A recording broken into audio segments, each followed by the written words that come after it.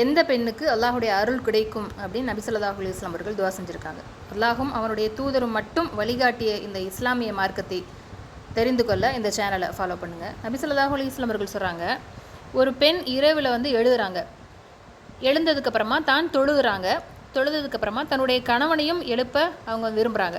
ஒருவேளை அவன் எழுந்து தொழுகிறாங்க அப்படின்னு சொன்னால், மற்றொரு காரணத்தில் அவங்க எழ மறுக்கிறாங்க. அப்போ இருக்கக்கூடிய நேரத்தில் அவர்களுடைய அவங்க முகத்தில் லேசாக தண்ணீர் தெளித்து எழுப்புவதற்கு மார்க்கம் அனுமதி கொடுக்குது.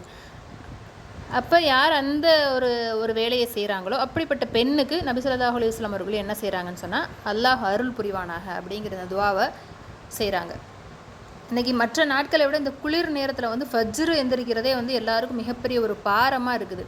அந்த தொழுவது மோமின்கள் இறையச்சவாதிகளை தவிர மற்றவங்களுக்கு ரொம்ப பாரமாக இருக்கும் அப்படிங்கிறதையும் இறைவன் சொல்லி காட்டுறான்.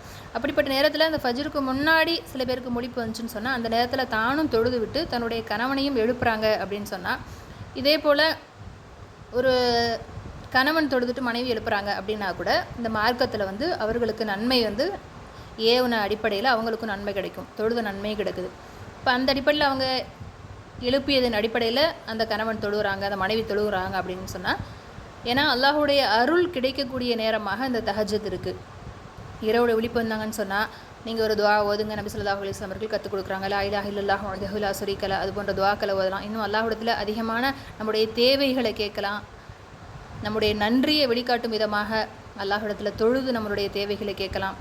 நபி ஸல்லல்லாஹு அலைஹி வஸல்லம் அவர்கள் முன்பின் பாவங்கள் மன்னிக்கப்பட்டவங்களே நான் அல்லாஹுக்கு நன்றி செலுத்தக்கூடிய அடியானாக இருக்க வேணாமா அப்படின்னு சொல்லிட்டு ஆயிஷா ரலியல்லாஹு அவர்கள் ஏன் இப்படி நீங்கள் கால் வீங்குற அளவுக்கு தொழுறீங்க அப்படின்னு கேட்கும்போது சொல்லி காட்டுறாங்க. அப்போ நம்ம அல்லாஹுக்கு அதிகம் நன்றி செலுத்தக்கூடியவர்களாக இருக்கணும். அஸ்ஸலாமு அலைக்கும் வரஹ்மத்துல்லாஹி.